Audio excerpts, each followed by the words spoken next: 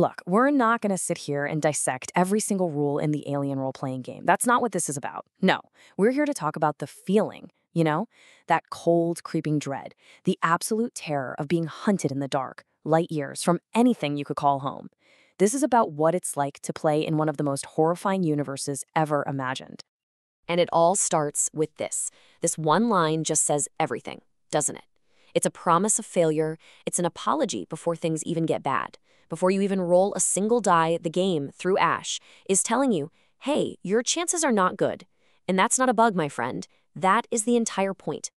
So to really get what this feels like, I want you to imagine we just found a ship's black box, a piece of found footage.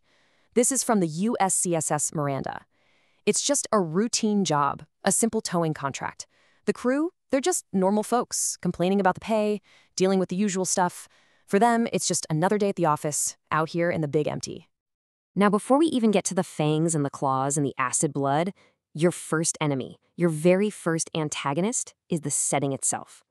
The game manual says it best. Space is hell. It's not just a cool backdrop for your adventure, it's an active threat that wants you dead. See, in a lot of sci-fi, space is just empty. It's a vacuum. Not here, oh no. In the Alien universe, space is actively trying to kill you. We're talking gamma rays from dying stars that can cook you right inside your suit, black holes that'll stretch you into spaghetti. The universe itself is hostile. And that's if you're lucky enough to stay inside your ship. Get exposed to the void? It's a horror show. Your blood literally boils, your brain seizes up, and if you instinctively hold your breath, your own lungs will rupture from the inside out. This is not a place for heroes. It's a tomb, just waiting for a body. And while the cold, dark universe is out there waiting to kill them, what's happening back on the Miranda? People problems, of course. A drunk crewmate, a fistfight. And this is such a brilliant touch because it shows you that long before any real monster shows up, humanity is perfectly capable of making its own little hell. So the universe is trying to kill you. Your crewmates are a mess. Let's add the next layer of horror, shall we? This one is entirely man-made. The suffocating, unchecked power of the corporation. So you look at the political map of the frontier, and on the surface, it kind of looks like a Cold War, right? You've got these big government players, the United Americas, the Three World Empire, the UPP, and they're all scrambling for resources. But honestly, this is all just a distraction. This isn't who really holds the leash. Because here's the thing you have to understand. Companies like Weyland-Yutani don't care about borders or flags. They operate everywhere. They build the FTL drives, the atmospheric processors, the very air you breathe on some rock at the edge of space. They are the true gods of this universe, and their only commandment is profit. Meanwhile, back on the Miranda, the situation is escalating. What started as a drunk coworker problem has just turned into a missing persons case. Reed is gone, vanished, and you can almost hear the casual annoyance in the captain's voice starting to turn into real concern. The shadows on the ship just got a little bit deeper. All right, so we've covered the threats you know about. The void, the corporations. Now, let's talk about what's hiding in the static. The whispers that travel from one desperate, lonely colony to the next. Because this is the question that just haunts everybody on the frontier. With every ship that goes silent, with every colony that drops off the net, the paranoia just grows. What are they really doing out here in the dark? And the stories people tell, they're terrifying. Tales of finding these massive, derelict ships that are clearly not human, whispers of entire colonies just gone overnight, wiped out by some mystery plague. And of course, the darkest rumor of them all, that companies like Weyland-Yutani are out here secretly cooking up biological weapons. But here's the kicker. Those aren't just rumors. Here's what we know for a fact as of the game's official starting year. The colony of Hadley's Hope on the moon LV-426 was completely destroyed. The military ship sent to investigate, the USS Sulaco, vanished without a trace.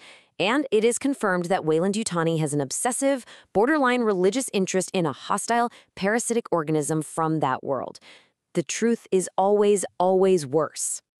And now, for the crew of the Miranda, the horror is no longer a rumor. It's real. It's aboard their ship. Reed has been found, and his death, it wasn't an accident, and it wasn't human. It was brutal, inhuman. There's a stowaway on board, and it's not just a killer, it's a butcher. So, with all this horror piled on top of horror, where do you, the player, fit into all of this? Well, the game has a very clear and a very, very chilling answer for that. You're not some hero of destiny. You're not the chosen one. You're a space trucker trying to make a buck, a colonist trying to build a life on some miserable rock, a marine just following orders. You are an ordinary person who has been dropped into an extraordinary nightmare, and you are utterly and terrifyingly unprepared for it. And this sentence right here, this is the core philosophy of the entire game. You are a resource. You are a pawn on a chessboard. Your life is absolutely secondary to the mission, to the company's assets, and especially to securing the specimen. You are expendable. Survival isn't guaranteed. Heck, it's not even the point.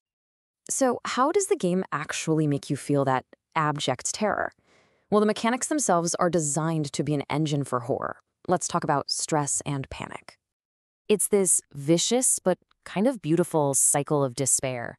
Let's say you fail an important role, like trying to fix the engine while something is hunting you. You can choose to push it, to try again, but every time you do, you gain a point of stress. So the more desperately you try to succeed, the more you push yourself closer and closer to completely snapping. It's genius. How it works is you add these special yellow stress dice to your dice pool. Now, they can help you succeed, which is what you want. But, and it's a big but, if you roll a 1 on any of those stress dice, the little facehugger symbol, your character might panic, lose control, scream, freeze, run, usually at the absolute worst possible moment.